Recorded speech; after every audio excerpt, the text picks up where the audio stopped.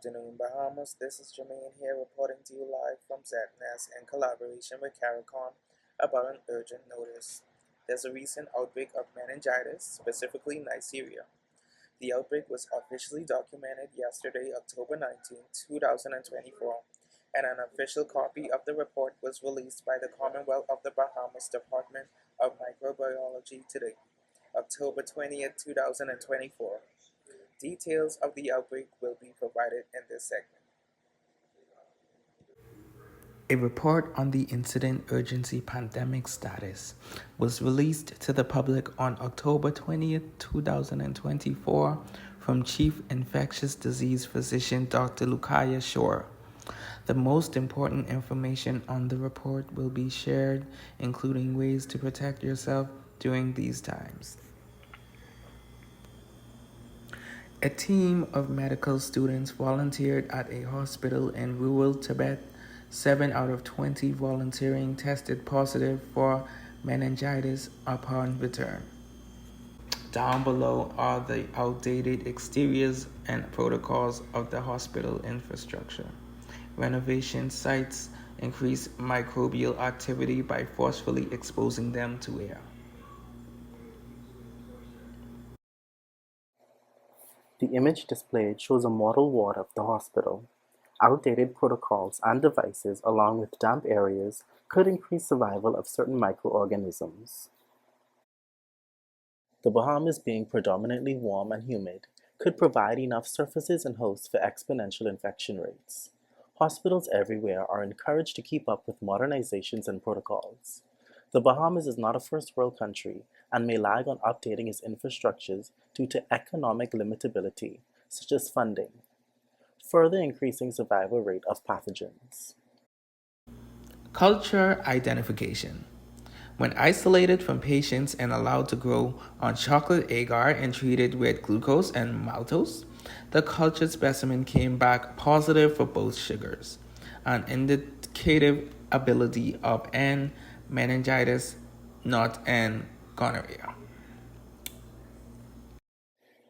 And meningitis can spread via short-range transmission or long-range transmission. Short-range transmission can occur by 1. Direct contact, in which susceptible individuals are exposed to infectious pathogens through physical contact with an infectious person, or indirect contact with fomites, also known as contaminated objects, can also lead to infection. 2. Direct deposition, in which a large infectious respiratory particle, also known as IRP, is transferred from an infectious person to an exposed mucosal surface of an individual, such as the mouth, nose, or eyes.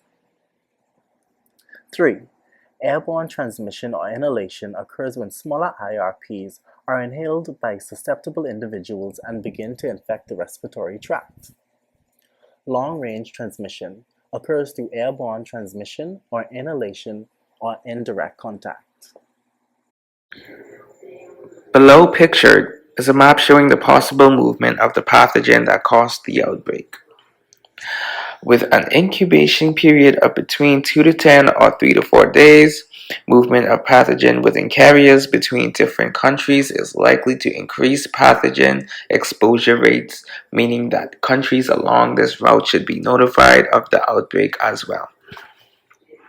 Here we are at the pathogen identification sheet. And meningitis virulence factors include adhesins, IgA protease, lipoligosaccharides, and polysaccharide capsules. These factors make N meningitis capable of repetitive division without being destroyed by the host immune system. Disease information. N meningitis' sole reservoir are humans. It inhabits the mucosal surfaces of the nasopharynx and can enter the bloodstream and infect the meninges of the brain. Children are at higher risk of infection.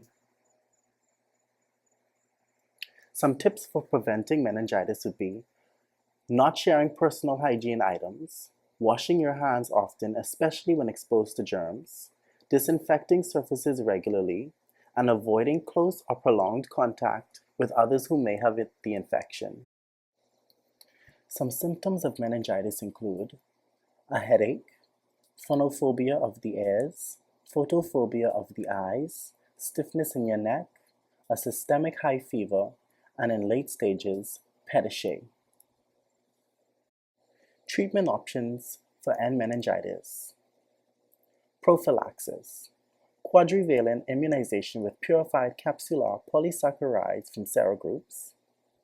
For the meningococcal disease, you have antibiotics, third generation cephalosporins or penicillin G, chloramphenicol in the case of beta-lactam antibiotics hypersensitivity, chemoprophylaxis, and hydrocortisone for adrenal insufficiency. Surgery may also be required. And that's it for today's segment. Remember to stay hydrated and safe. If you feel ill, please seek medical attention as soon as possible.